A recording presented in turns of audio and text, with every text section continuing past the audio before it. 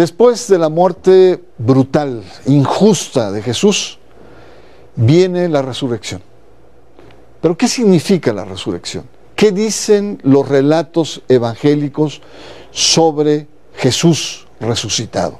¿Qué representa hoy la resurrección más allá de lo religioso, más allá de la salvación de la persona humana? Yo le invito a que veamos a partir de este momento la resurrección de Jesús aquí en Sacro y Profano.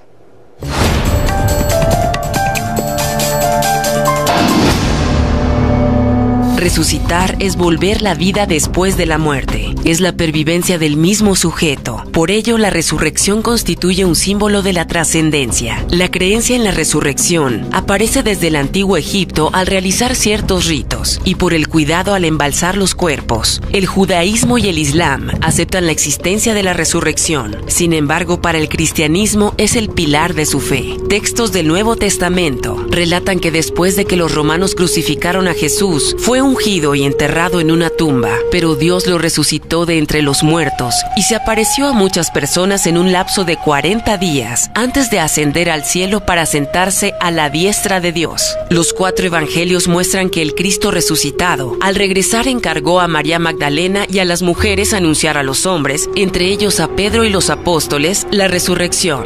La resurrección de Jesús es el principio central de la oferta cristiana, es el sustento de su teología, el triunfo de la vida sobre la muerte. Conforme a las Escrituras, al tercer día resucitó. Los cristianos consideran a la resurrección de Jesús como parte del plan de la salvación y la redención mediante la expiación del pecado del hombre. Así Jesús acredita el Mesías vencedor de la muerte y del pecado. Al final de los tiempos, regresa la unidad del cuerpo y de las almas para esperar el juicio final. Muy buenas noches, bienvenidos a Sacro y Profano. Esta noche tenemos un tema realmente muy interesante, que es la resurrección. La resurrección, ¿cuál es su significado? ¿Qué representa la resurrección en la construcción de una de las más grandes religiones de la humanidad, como es el cristianismo? Y para conversar sobre este tema, yo agradezco mucho la presencia de Lucila Servitje, teóloga y también participante en Indosoc. ¿Qué es la resurrección? Te echo la bola así, pues sobre un tema tan amplio, tan complejo. ¿Qué es la resurrección? Gracias, Bernardo. La verdad que me encanta poder hablar de este tema porque, como se sabe, dentro de la tradición cristiana es probablemente lo esencial. Y lo esencial está en que es la afirmación de que la muerte no tiene la última palabra sobre nosotros, sobre nuestras vidas. Y podríamos decir que el Evangelio, todo el Evangelio es una escuela de resurrección. Entonces se va entendiendo la resurrección en el sentido que se va entendiendo el Evangelio. Más que un hecho puntual, una revivificación de un cadáver o un volver a morir o incluso un regresar de la muerte, es la capacidad de vivir así, sabiendo que la muerte no tiene la última palabra y que los poderes mortíferos de este mundo, como son los poderes represores, los imperios, tampoco tienen la última palabra. Entonces, en ese sentido, es el sí de Dios a una víctima de poderes represores. Ese es uno de los aspectos por donde se puede ver la resurrección. Cristian Gómez, muchas gracias por estar acá nuevamente, especialista en Biblia, en historia de la religión. Resurrección, un tema amplísimo que tiene muchísimos significados y sobre todo lo que hemos visto viene después de un hecho traumático como fue un asesinato para muchos injusto, humillante de Jesús. Pero la pregunta es, ¿el cristianismo es la única religión que cree en la resurrección? ¿Hay otras religiones? ¿Cómo creen en otras religiones en temas cercanos a la resurrección? Gracias, Bernardo. Bueno, la revolución que hace el cambio entre las religiones que consideraban sus mitos y ritos de manera atemporal se da con Zoroastro, y estamos hablando por ahí del 1200 antes de Cristo. Él es el primero que ve más bien una filosofía de la historia como una línea que terminará en la solución del conflicto entre el bien y el mal, y especialmente con la resurrección. Textos sagrados como el Senda Vesta o los Gathas nos dejan un testimonio muy interesante. Esta manera de pensar se traslada del Irán y la parte de Afganistán hacia Persia, y en la época en que los judíos son exiliados a Babilonia, asimilan mucho de este pensamiento. Así que la resurrección está en el zoroastrismo, pero también en el judaísmo tardío. No en el resto del texto hebreo, pero sí en el judaísmo tardío, especialmente en la producción que se llama apocalíptica, y de la cual forman parte muchos libros que no quedaron en la Biblia, como el libro de Enoc, el libro de Jubileos, e incluso el manual de disciplina del grupo de los Qumramitas, ahora de estos rollos del Mar Muerto. Evidentemente en el cristianismo es la doctrina central, y luego finalmente en el Islam también se habla de un juicio final donde todos resucitan y se recompensa o se castiga de acuerdo con lo que se haya hecho en esta vida, de tal forma que aunque el cristianismo lo tiene como el centro de su mensaje, en realidad tiene sus antecedentes y su influencia en otras religiones. Uno lo ve los egipcios, en los ritos, incluso en el tratamiento del cuerpo también. Bueno, pero, perdón, es que en los egipcios hay, sí, un tratamiento del cuerpo, pero no el cuerpo nunca resucita. Ese mismo cuerpo va a estar en otra vida, pero no hay una vuelta del mismo cuerpo a la vida. Eso es muy interesante. A ver, vamos a una pausa. Tenemos una primera entrada, la resurrección como el triunfo de la vida sobre la muerte no como un acto contundente de la opresión, como nos planteó Lucila, y no es exclusiva del cristianismo, aunque la resurrección en el cristianismo es un eje central en la oferta religiosa. Está usted en Sacro y Profano, y en un momento más regresamos. No le cambie. Hijo mío, aquí te abandono en tu última cuna. Viniste al mundo para sufrir por todos y para salvación de ellos. Que Dios que está en los cielos te acoja en su seno.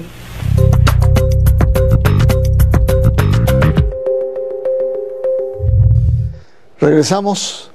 Está usted en Sacro y Profano. Nuestro tema es la resurrección. En el bloque anterior vimos sobre el tema de la muerte no es absoluta.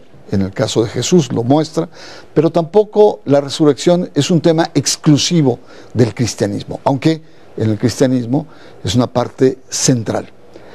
En los relatos del Nuevo Testamento, en los relatos de la resurrección, ¿qué se dice? ¿Cómo aparece Jesús?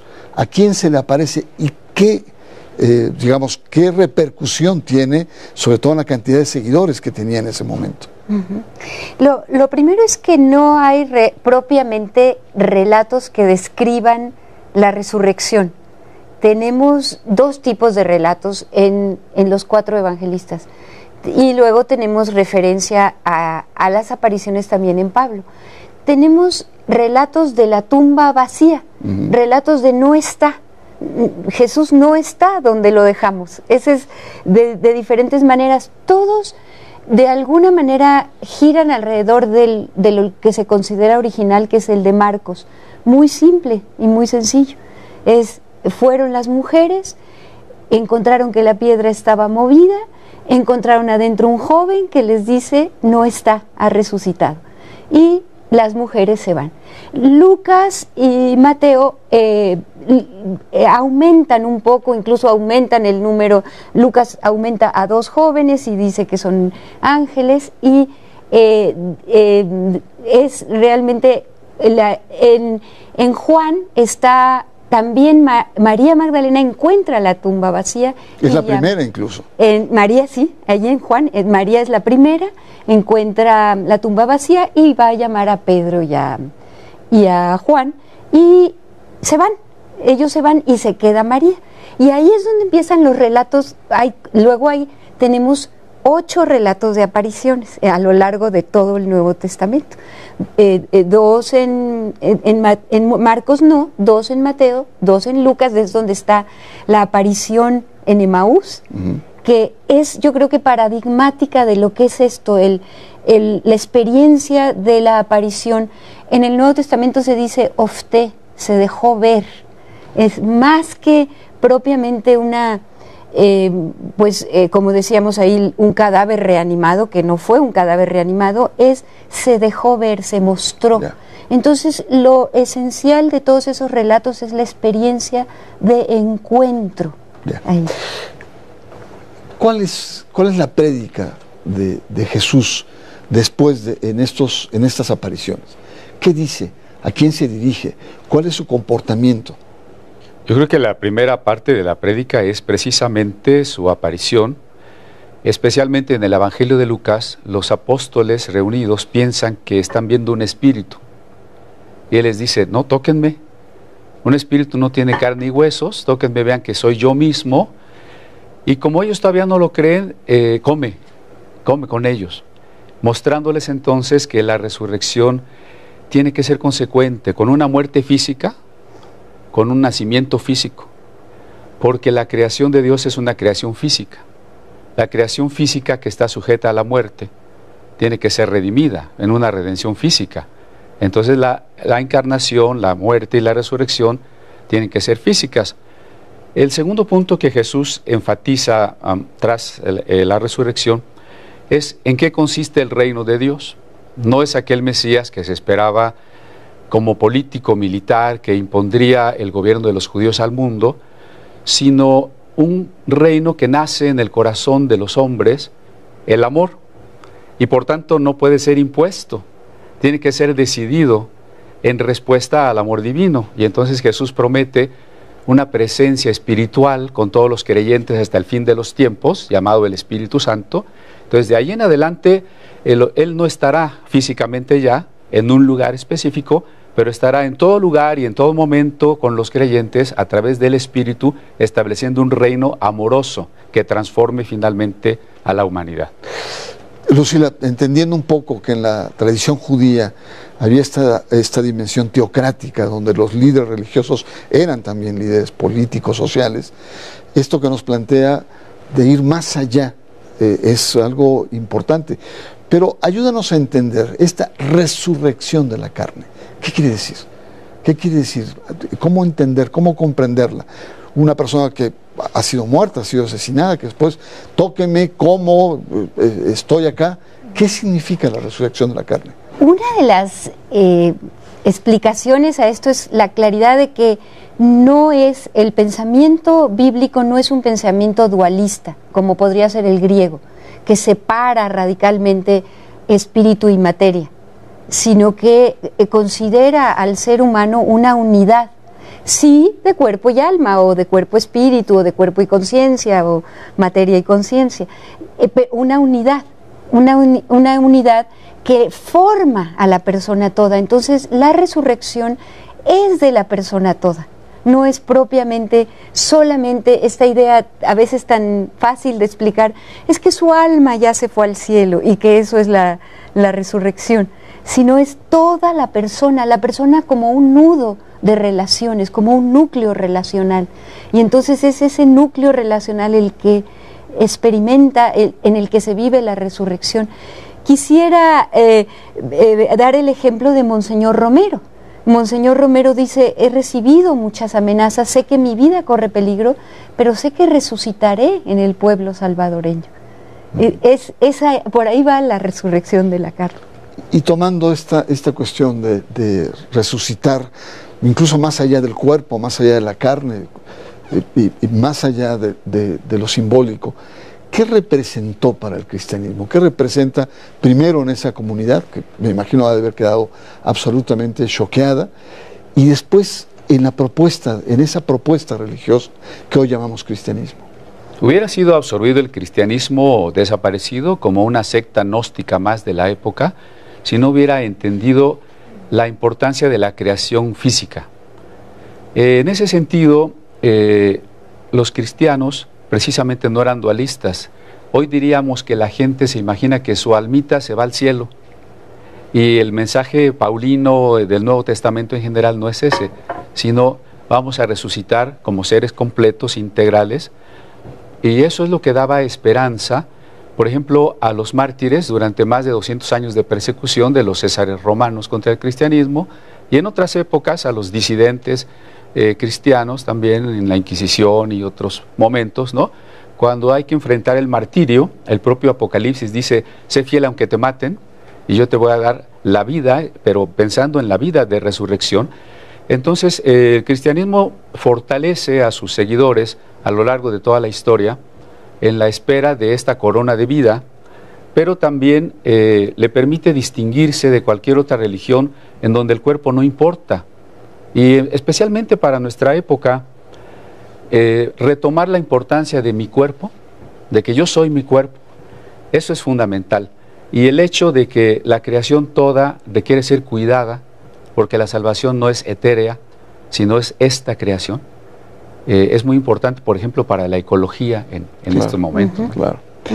No, por supuesto, yo creo que estamos, hay un conjunto de elementos que nos permiten ver que la resurrección va mucho más allá del relato bíblico, que podemos tener elementos contemporáneos, culturales, que pueden ser recuperados.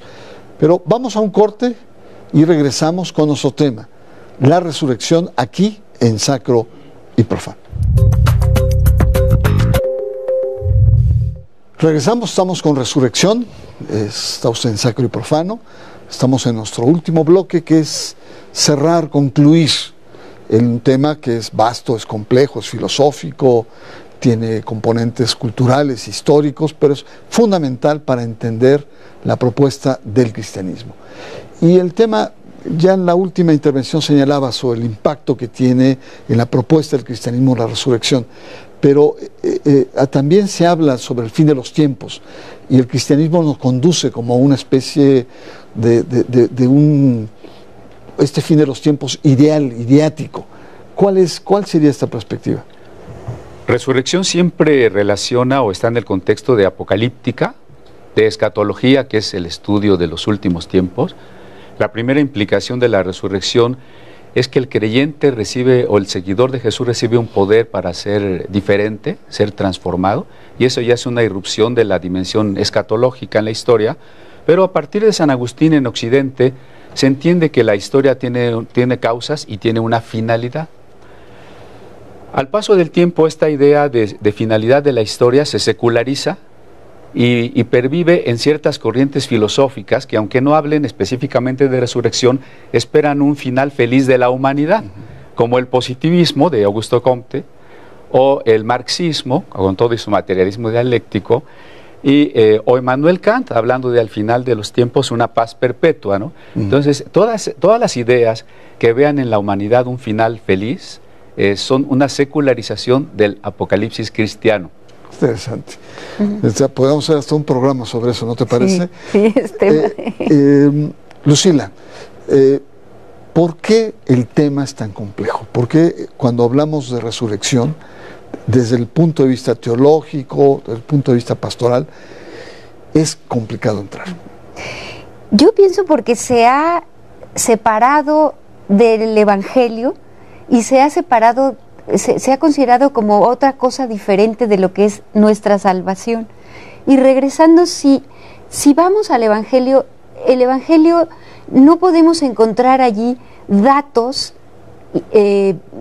históricos, puede haber algunas cosas históricas, pero es teología, es experiencia de fe. Entonces la resurrección es parte de la experiencia de fe y tiene que ser vista como tal.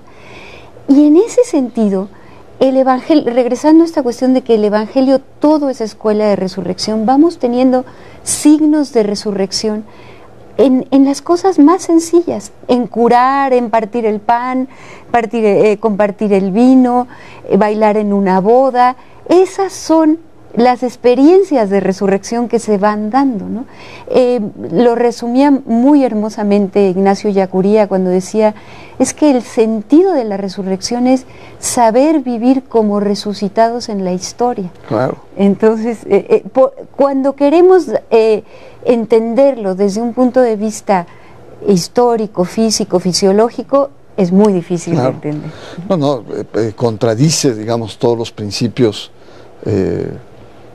digamos, analíticos, racionales, científicos, ¿no? El hecho de un estado de muerte a la pervivencia de la vida, pero además de una vida global, evidentemente. Entramos al último bloque y son como los últimos apuntes, las conclusiones. ¿Con qué te quedarías de una reflexión como esta compleja de resurrección? En la primera carta de Pablo a los Corintios, capítulo 15, para que le interese, Pablo dice muy claramente, si Jesús no resucitó, vana es nuestra fe. Si Jesús no resucitó, somos los más miserables de todos los seres humanos y estamos con nuestros pecados. De tal manera que la salvación que el Nuevo Testamento ofrece no es solo del individuo, sino de la creación toda. El cuerpo resucitado, el cuerpo nuevo, que es este mismo, pero inmortalizado, tiene que vivir en una tierra renovada que cumpla el propósito para el cual llegó a existir. Es como el Big Bang, una singularidad que ahora tiene que repetirse, pero de manera eterna. Entonces, si Jesús no resucitó, el cristianismo no tiene ningún sentido. Lucila, tus anotaciones últimas. A mí me gusta mucho lo que comentan ahora varios autores de que hay una dimensión, la resurrección tiene una dimensión personal y una dimensión política. Tiene una dimensión en la que en lo personal la muerte no tiene la última palabra sobre nosotros, pero siempre unido a que la resurrección en el Evangelio es la del crucificado, y la resurrección es un paso por las dificultades que pueden tener la vida en lo personal y en lo político. El cargar con la cruz es un instrumento político. Entonces, así como hay una dimensión de triunfar sobre los poderes de la muerte a nivel personal, hay un triunfo sobre los poderes que matan. Y esta es lo que hace el concepto de resurrección muy amenazador para ciertos poderes políticos, porque a una persona para la cual la muerte no tiene la última palabra, realmente nada la puede detener, ¿no? En la lucha por la justicia, por un mundo mejor. Yo les agradezco mucho su presencia aquí en Sacro y Profano. Es un tema profundo, es un tema que evidentemente en media hora es difícil de concretar, pero queda muy bien la idea. Es el triunfo de la vida, pero la vida completa, profunda, sobre ese imaginario que pensamos que es la muerte, como derrota, como aplastamiento. Y creo que el cristianismo, en ese sentido, encuentra en la resurrección su mayor oferta, una oferta importante que va más allá del cuerpo, de la carne, como se ha planteado acá, sino representa parte de nuestra civilización, de nuestra cultura. Yo agradezco mucho su presencia y, por supuesto, le espero la próxima semana aquí en Sacro y Profano. Gloria a Dios en las alturas y paz en la tierra a los hombres de buena voluntad.